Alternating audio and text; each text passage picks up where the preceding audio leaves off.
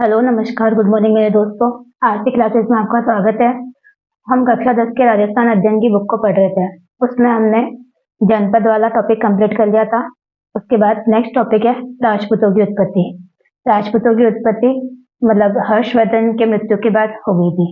तो इसके बारे में स्मिथ का कथन है कि वे राजपूत हर्ष की मृत्यु के बाद से उत्तरी भारत पर मुसलमानों के आधिपत्य तक इतने प्रभावशाली हो गए थे कि वह 7वीं शताब्दी के मध्य से 12वीं शताब्दी की समाप्ति तक के समय को राजपूत युग कहा जाता है। यानी इसमें ये बोलता है कि ना हर्षवर्धन की मृत्यु के बाद 7वीं से 12वीं शताब्दी के मध्य के युग को अपन क्या बोलते हैं, राजपूत युग कहते हैं। राजपूत युग या फिर इसे अपन क्या बोलते हैं, राजपूत काल बोलते हैं।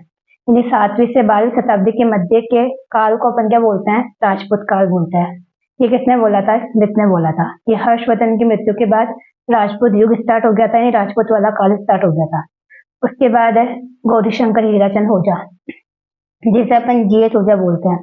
जीएच ओझा क्या वो कहते हैं कि राजपूत शब्द का प्रयोग नया नहीं है। इनके हिसाब से राजपूत शब्द का प्रयोग पहले भी होता था। तो ये बोलते हैं कि राजपूत शब्द का प्रयोग नया नहीं है, प्राचीन काल के ग्रंथों में इसका व्यापक प्रयोग मिलता है। ये कहते हैं कि चाणक्य के अर्थशास्त्र, कालिदास के नाटकों और बाण भट्ट के हर्षचरित और कादम्बरी में इस शब्द का प्रयोग किया गया है। और कहते हैं कि चीनी यात्री ह्वेनसांग ने भी जो हर्षवर्धन के समय आया था, राजाओं को कहीं क्षत्रिय और कहीं पर राजपूत लिखा है। यानी जीएच ओझा के हिसाब से राजपूत शब्द का प्रयोग पहले भी होता था। उनके हिसाब से चाणक्य के अर्थशास्त्र में, कालिदास के नाटकों में, बाण भट्ट के हर्षचरित और कादम्बरी के अंदर, और चीनी यात्री जो ह्वेनसांग था वो आया था हर्षवर्धन के काल में, उसने भी कहीं राजाओं के लिए क्षत्रिय और राजपूत शब्द का प्रयोग किया है। इनके हिसाब से राजपूत शब्द का प्रयोग पहले से होता आ रहा है। लेकिन डॉक्टर ओझा का ये मत जो है ना, ये सर्वमान्य नहीं है। यानी इस बात को सब नहीं मानते हैं। ये कहते हैं कि राजपूत शब्द का प्रयोग एक जाति के अर्थ में मुसलमानों के आने से पूर्व नहीं हुआ है। यानी ये माना जाता है कि राजपूत शब्द का प्रयोग पहले नहीं होता था। मुसलमानों के आने से पूर्व राजपूत शब्द का प्रयोग नहीं होता था। इसलिए इनका जो कथन है ना, वो क्या है, सर्वमान्य नहीं है। अब राजपूतों की उत्पत्ति से संबंधित कुछ सिद्धांत पढ़ेंगे अपन। कुछ सिद्धांत जैसे सबसे पहले है वैदिक आर्यों की संतान। यानी राजपूतों को वैदिक आर्यों की संतान कौन कौन मानता है? तो डॉक्टर गौरीशंकर हीराचंद ओझा तथा सीवी वैद्य, यानी कोई जीएच ओझा और सीवी वैद्य, ये जो राजपूत है ना, उनको क्या मानते हैं? वैदिक आर्यों की संतानें मानते हैं, यानी आर्यों की संतान मानते हैं। ये अपन कह सकते हैं कि राजपूतों को भारतीय आर्यों के क्षत्रिय वर्ण की संतान मानते हैं। कौन? गौरीशंकर ओझा और सीवी वैद्य, यानी आर्यों की संतान। यानी राजपूत है ना, राजपूत को आर्य की संतान कौन मानते हैं? गौरीशंकर ओझा और सीवी वैद्य। इसको देखो अपन याद कर सकते हैं। वैद्य का ये जो वे है ना, वे और वैदिक, अपन बोल सकते हैं कि वैसे वैदिक हो जाएगा। नहीं, वैदिक आर्य की संतान कौन मानता है? वैद्य मानता है।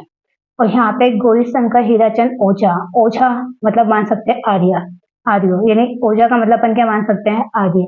नहीं, आर्यों की संतान कौन मानता है? एक तो ओझा मानता है, ओझा मतलब जीएच ओझा, और एक कौन मानता है? सीवी वैद्य मानते हैं। ये मानते हैं कि जो राजपूत है ना, वो क्या आर्यों की संतान है।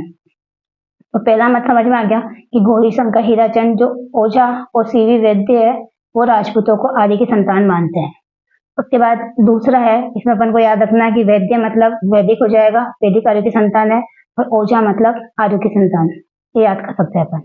इसके बाद नेक्स्ट है अग्निकुंड का सिद्धांत, यानी अग्निकुंड से उत्पन्न।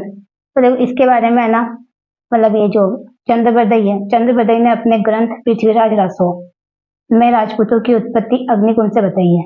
इसे अपन अग्निकुंड का सिद्धांत बोलते हैं। यानी चंद्रबरदई है, ये अपन जानते हैं कि पृथ्वीराज जो दैत्य था, उसका जो दरबारी कवि था वो कौन था? चंद्रबरदई था। उसका दोस्त भी कह सकते हैं अपन। ये जो चंद्रबरदई है, इसका एक ग्रंथ है जिसका नाम है पृथ्वीराज रासो। पृथ्वीराज रासो के अंदर राजपूतों की उत्पत्ति किससे बताई है? अग्निकुंड से बताई गई है।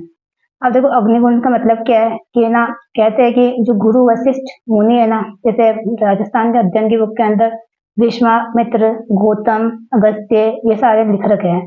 बाकी अपन गुरु वशिष्ठ मुनि या फिर ये सारे जितने भी ऋषि मुनि है, ये आबू पर्वत पर यज्ञ करते थे। तो उनके यज्ञों को कोई राक्षस या कोई बुरी शक्ति थी, वो आके क्या कर देती थी?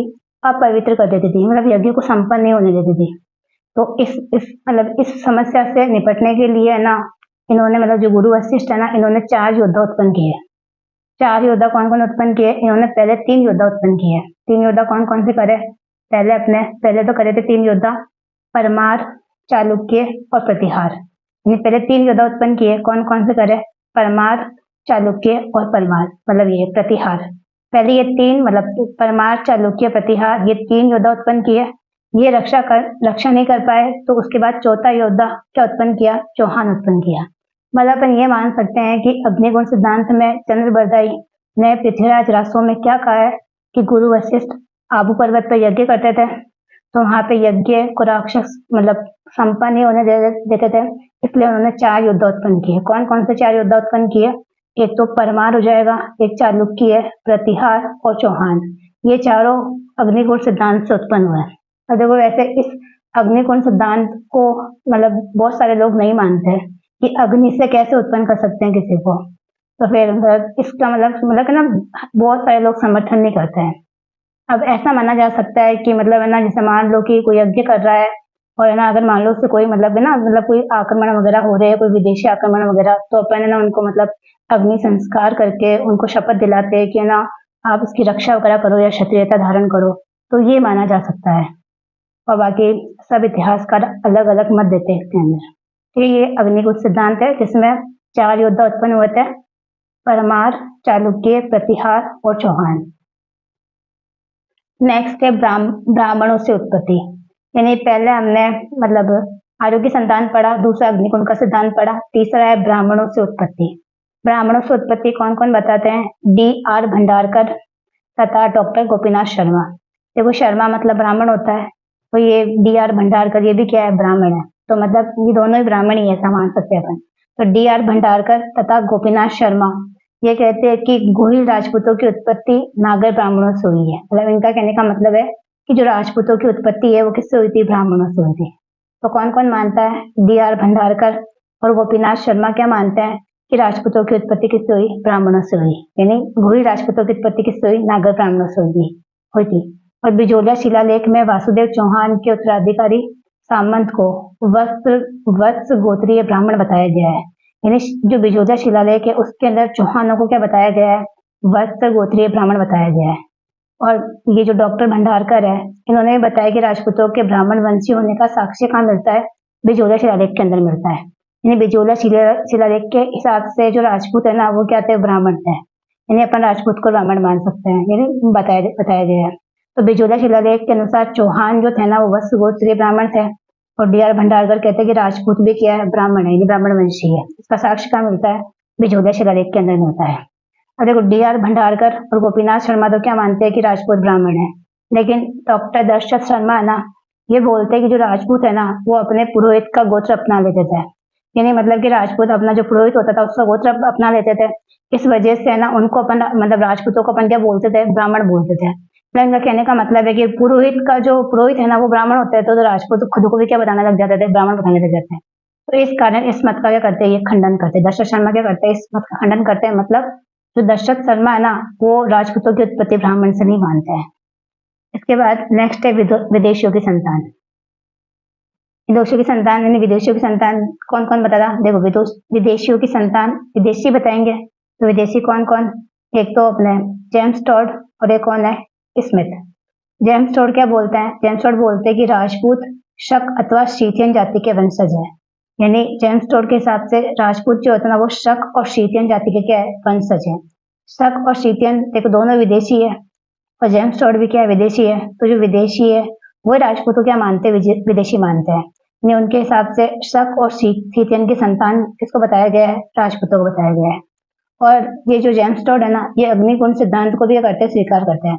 अब देखो अग्निकुंड सिद्धांत के हिसाब से क्या कहते हैं जेम्स टॉड कि ना जो मतलब विदेशी आक्रमण हुए थे यहाँ पे अपने भारत पर, तो मतलब विदेशी यहाँ आ गए थे, फिर अग्नि संस्कार द्वारा उनको पवित्र करके राजपूत मतलब क्षत्रिय धर्म मतलब अपना लिया था उन्होंने, इसलिए उसे शक और शीथियन मानते हैं। कौन? James Tod. इसके बाद है स्मिथ राजपूतों को हूण की संतान यानी हूणों की संतान मानते हैं। यानी स्मिथ है ना वो राजपूतों को क्या मानते हैं? हूणों की संतान मानता है। और इन स्मिथ के हिसाब से राजपूत 8वीं या 9वीं सदी में अचानक प्रकट हो गए थे। स्मिथ के हिसाब से राजपूत 8वीं या 9वीं शताब्दी में अचानक प्रकट हो गए थे, और स्मिथ इनको क्या मानते हैं, राजपूतों को हूणों की संतानें मानते हैं। लेकिन देखो विदेशी, एक तो जेम्स टॉड और ये स्मिथ है। अब जेम्स टॉड खुद विदेशी है, इसीलिए शक और सीथियन मानता है ये राजपूतों की उत्पत्ति, और स्मिथ ये खुद विदेशी है तो ये हूणों की संतान मानता है। इन्हें विदेशी विदेशी के बारे में बताते हैं। और राजपूत स्वयं को सूर्य व चंद्रवंशी बताते हैं। यानी मतलब राजपूत खुद को क्या मानते हैं, सूर्य और चंद्रवंशी मानते हैं, वे स्वयं को विदेशी नहीं मानते हैं। इसके ऊपर एक अपने है कोई कानून गो, डॉक्टर कानून गो, उनका एक कथन है। उन्होंने क्या बोला कि मतलब राजपूतों की उत्पत्ति के बारे में बता रहे हैं कि अग्निकुंड की कहानी इस प्रकृति के युग में नहीं चल सकती है। अग्निकुंड का मतलब कि अग्नि से कोई योद्धा उत्पन्न हुआ है, तो ये कहानी इस कुल में नहीं चल सकती है। और उनकी सूर्य या चंद्र से उत्पत्ति एक काल्पनिक सत्य हो सकता है, यानी कि राजपूतों की सूर्य और चंद्र से उत्पत्ति भी एक काल्पनिक सत्य हो सकता है। राजपूत चाहे किसी भी रूप में जन्मे हो, लेकिन ये सत्य है कि इतिहास में उन्होंने मतलब महाकाव्य काल के क्षत्रियों की परंपरा को बनाए रखा है। यानी राजपूतों ने क्षत्रियों की जो परंपरा उसको बनाए रखा है, चाहे उनकी उत्पत्ति कैसे भी हुई हो। तो ये कथन किसका है, ये डॉक्टर कानूनगो का कथन है। ये बोलते हैं कि अग्निकुंड से हुई हो, चाहे सूर्य वंश या चंद्रवंश से हुई हो, कैसे भी राजपूतों की उत्पत्ति हुई हो, राजपूत मतलब क्षत्रिय परंपराओं को क्या करते थे, मतलब क्षत्रिय परंपरा को बनाए रखा है। यहाँ पे अपने राजपूतों की उत्पत्ति मतलब खत्म हो गई है, मतलब संपन्न हुई है। इसके बाद नेक्स्ट टॉपिक अपन नेक्स्ट क्लास के अंदर पढ़ेंगे। Thank you.